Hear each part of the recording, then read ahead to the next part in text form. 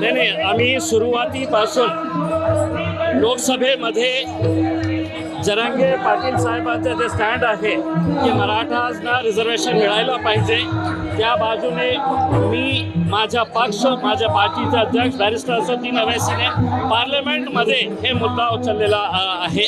आणि आज मला हे चिंता वाटते की आज 5वा दिवस होऊन सुद्धा सरकार याच्यामध्ये काही तोडगा काढायचं नाही. हे खूप चिंतेची बाब आहे. कारण जेव्हा आपण जरांगे पाटील साहेबांना बघतो त्यांची हालत कशी खालावलेली आहे आणि आतापर्यंत काहीही सरकार करून घेत नाही आहे. माझा रोष जे आहे हे सत्ताधारी पक्षातले जे आमदार आहे, 150च्या संख्या महाराष्ट्राच्या विधानसभामध्ये मराठा समाजाचे आमदार आहे, किती मोठ्या संख्येने खासदार आहे.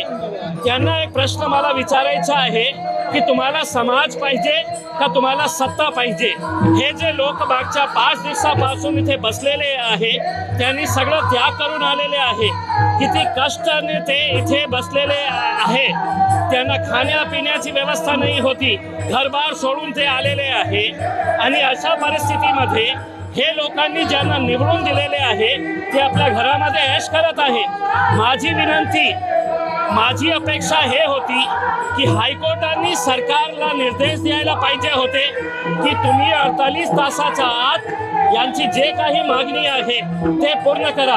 आता कमिटी जे आहे ना, जेव्हा सरकारनं निर्णय घ्यायचं नसतं तर कमिटी स्थापित होतो, मग स्टडी करतं. हे सगळे टोलवाटोलवीचे उत्तर असतात.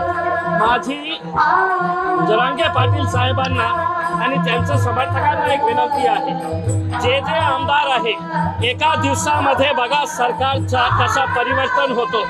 सरकार कशा प्रकारे निर्णय घेण्यासाठी ते कटिबद्ध होणार आहे. जेव्हा महाराष्ट्र सरकारमध्ये असू द्या किंवा विपक्षमध्ये असू द्या, आमदार होऊ द्या, खासदार असू द्या, विशेषकर मराठा समाजाचे, तुम्हाला तुमचा समाज पाहिजे असेल तर तुम्ही तुमचा राजीनामा आणा आणि जरांगे पाटील साहेबांच्या चरणी टाका. कारण असा प्रकारचा माणूस तुम्हाला दोबारा मिळणार नाही आणि अशी लढाई लढणारा माणूसही तुम्हाला दोबारा मिळणार नाही आहे.